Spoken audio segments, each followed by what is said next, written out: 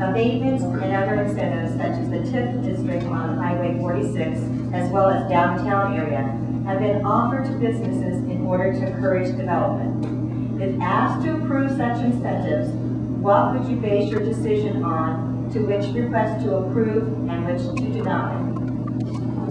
Abatements are a very important tool used to incentivize business to come to our area.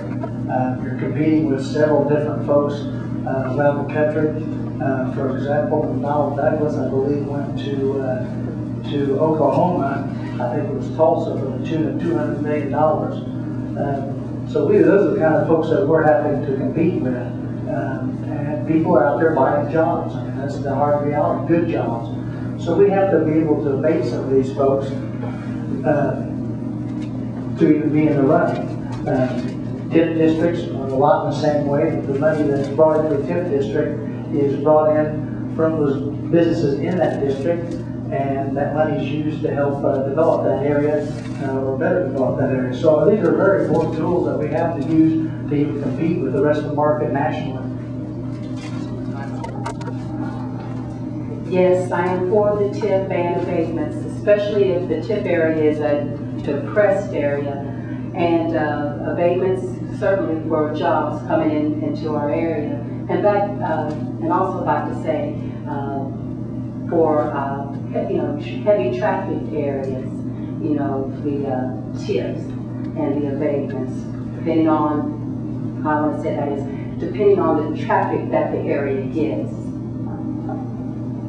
I'm really glad you asked that question, because last year when I was president of the City Council, I established the Road to Progress Committee that whose primary objective is to establish guidelines for abatements so that we're not just handing them out carte blanche, and we are working on that, and hopefully by the end of the summer we'll have that worked out. As far as TIF districts are concerned, I too agree that they are necessary for those areas that are depressed. I did not vote for the TIF district out east because I felt like that area would develop without any other incentives. I am in support of TIF districts for downtown, for the north end, for 12 points in those areas, because I feel those areas are in desperate need of some kind of help for infrastructures. So yes, I would be for those. When you speak in terms of abatement, I want you to think with me for a moment. Would you know how much Gibson County, Indiana, and that's where Princeton is, gave Toyota as an incentive, abatements are incentives, as an incentive to come to Gibson County? $1 billion. Now that's a significant amount of money. But they felt they needed to do this because they needed to have Toyota come to their area.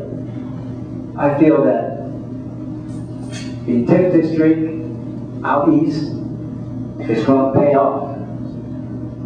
It's going to be something that we could be proud of, because I think there's going to be development there. It's in the process now, and we need this. We need this development because we're lacking in some areas. And I'm sorry. I believe that it would, each individual case would be different. Of course, if there's a Toyota, I'm all for it. The jobs are coming.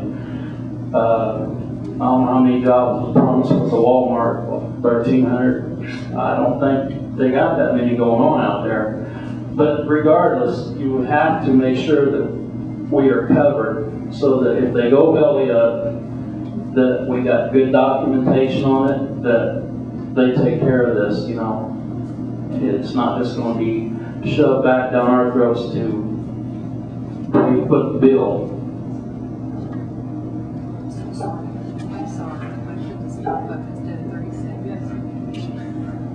You have 30 more seconds. You want them? Watch, I can't say it.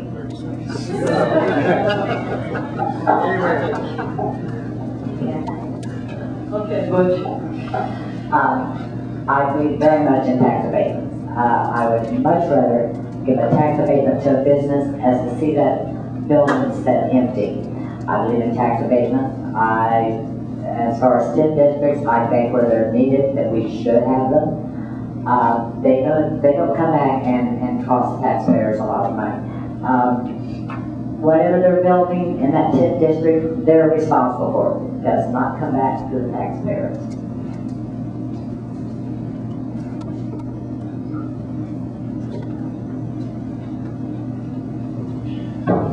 Short answer again, tax abatements and TIFs. I would say I would not be an automatic yes for these, but I do think they have their use. Tax abatements, I think it's a trade-off. What do we get for the incentive that we're going to offer would be a question I would continue to ask. Are we getting jobs, additional jobs, how many jobs, what kind of are they high-dollar jobs, are they IT jobs, technical jobs? What kind of tax revenue are we going to get? Some of those things I would look at. I think we need to continue to remain competitive. That's one way that we can do that. And if all other cities and counties say, we're done with tax abatements, then great, we are too. Anything we can offer that's more unique for that. TIF districts, I think, were created to kind of begin growth in a certain area through a city or a county. But I think once that establishes itself and takes root, we should be able to walk away from that, quit offering those discounts. I think that's it. Thanks. We need the roving mic back down here.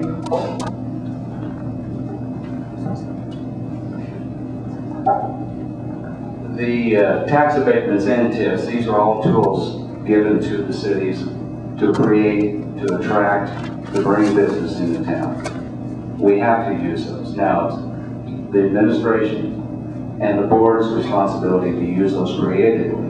We have to do our homework. We have to do our due diligence. We have to be creative in how we can't give these away. So it's our responsibility as a financial, fiscal responsibility of the board to do our homework and understand the TIF and understand the abatements. We can't hand them out. We need to do our homework. Well, my feeling is that we can't do without them. I mean, it's too bad until the rest of Indiana says no more abatements, then obviously we have to go on with it. But some of the ways that they're handed out, I think one of the reasons I'm out here is I have so many more questions, possibly than I have answers. And one of the TIF districts is, of course, where the new Walmart is out on Highway 46.